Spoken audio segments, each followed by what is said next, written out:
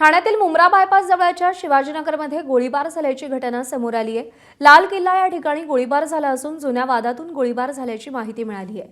तर या गोळीबारात एकाचा मृत्यू झाला आणि 2 जण जखमी झाल्याचीही प्राथमिक माहिती समोर आली आहे। जवळपास 5 राऊंड फायर केल्याचं तपासातून समोर आलं असून मुंब्रा पोलीस या प्रकरणाचा अधिक तपास सध्या करत आहेत।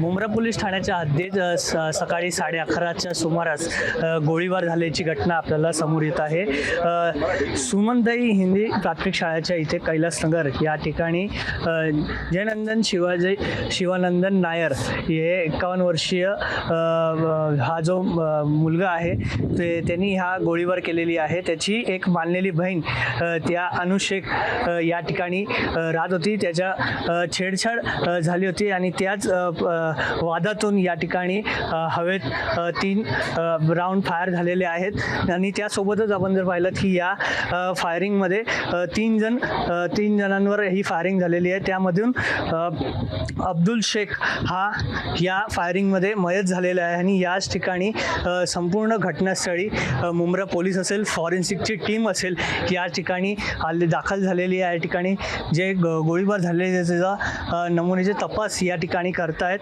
आणि जे अब्दुल हसन शेख आणि समीर अहमद शेख हे यांना प्राथमिक उपचारासाठी नजीकच्या खाजगी रुग्णालयात आता घेऊन गेलेले आहेत आणि या ठिकाणी अधिकचा तपास मुंब्रा पोलीस करताना आपल्याला पाहायला मिळत आहे। व्हिडिओ जर्नलिस्ट विनय राजभरसह हितेश पांचाळ, एबीपी माझा, मुंब्रा। एबीपी माझा, उघडा डोळे बघा नीट।